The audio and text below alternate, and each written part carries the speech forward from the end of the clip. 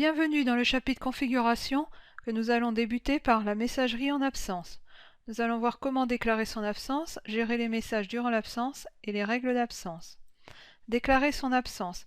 Alors cette fonctionnalité en fait est disponible uniquement lorsque vous avez un compte Microsoft Exchange Server, et donc pour retrouver cette fonctionnalité il faut aller dans Fichier. Et ici, vous auriez une fonctionnalité qui vous permet d'envoyer automatiquement un message aux utilisateurs pendant votre absence. Donc là, moi, je n'ai pas de compte Microsoft Exchange, mais donc nous allons voir comment ça se passe dans le cas d'un compte Microsoft Exchange. Donc dans l'onglet Fichier. Ensuite, ici, j'ai une fonctionnalité réponse automatique, donc qui permet de répondre en cas d'absence de bureau. Et ensuite ici j'ai la possibilité donc de paramétrer mon absence de bureau, donc soit de ne pas envoyer de réponse automatique, ce qui fait que je n'enverrai pas de réponse pendant mon absence et personne ne saura que je suis absente, soit d'envoyer des réponses automatiques et en mettant une heure de début, une date et une heure de début, une date et une heure de fin, le serveur va se charger de répondre à chaque fois qu'un correspondant va vous envoyer un message, de répondre par ce message que vous aurez au préalable renseigné. Donc vous complétez ici le message.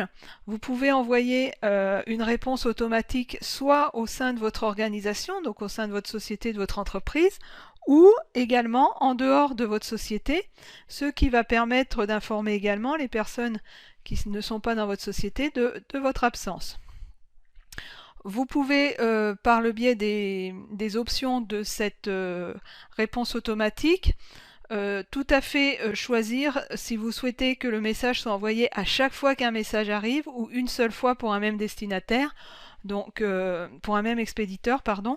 Donc c'est de dire par exemple si une personne envoie un message plusieurs fois pendant votre absence, il ne recevra qu'une seule fois et la première fois ce message d'absence. Vous pourriez également configurer de façon à ce qu'il le reçoive à chaque fois qu'un message vous arrive et donc à chaque fois il aura la notification. Donc c'est des options qui sont prévues pour vous permettre d'indiquer comment vous souhaitez que les réponses soient envoyées.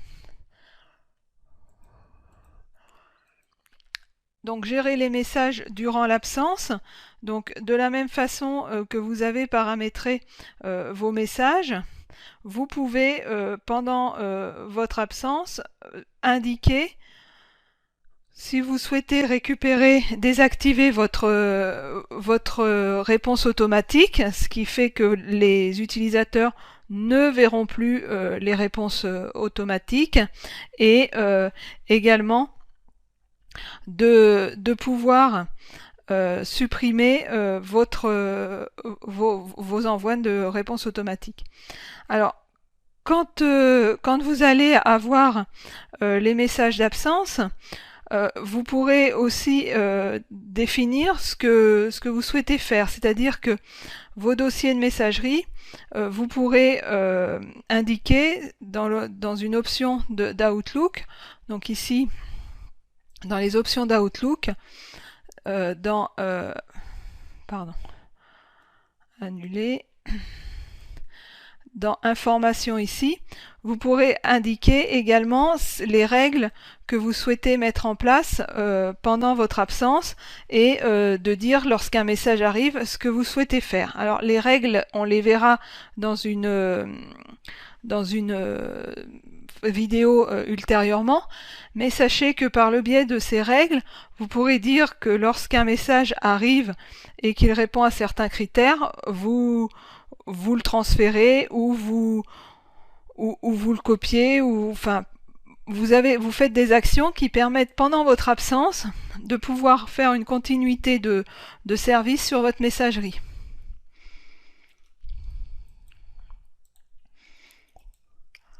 Les règles d'absence.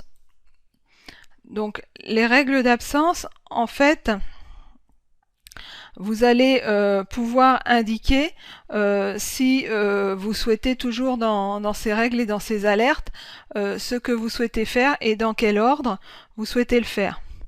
Alors attention, le bouton règles et alertes ici, il faut absolument que votre messagerie soit ouverte pour que les règles fonctionnent. Sauf si vous êtes sur Microsoft Exchange, où c'est le serveur qui prendra en charge vos règles, les règles que vous aurez indiquées. Donc à retenir principalement que la gestion des messages d'absence est particulièrement liée à Microsoft Exchange. Donc nous avons vu la gestion de la messagerie en cas d'absence, et donc effectivement cette gestion de la messagerie en cas d'absence, elle est particulièrement appropriée lorsqu'on est avec un compte Microsoft Exchange, et donc avec un serveur Microsoft Exchange. Donc dans certaines organisations et certaines entreprises, si ce n'est pas le cas, la gestion de la messagerie en cas d'absence se fait à travers les règles, et il faut que votre messagerie Outlook soit ouverte de façon à ce que les règles puissent se dérouler sur votre messagerie Outlook.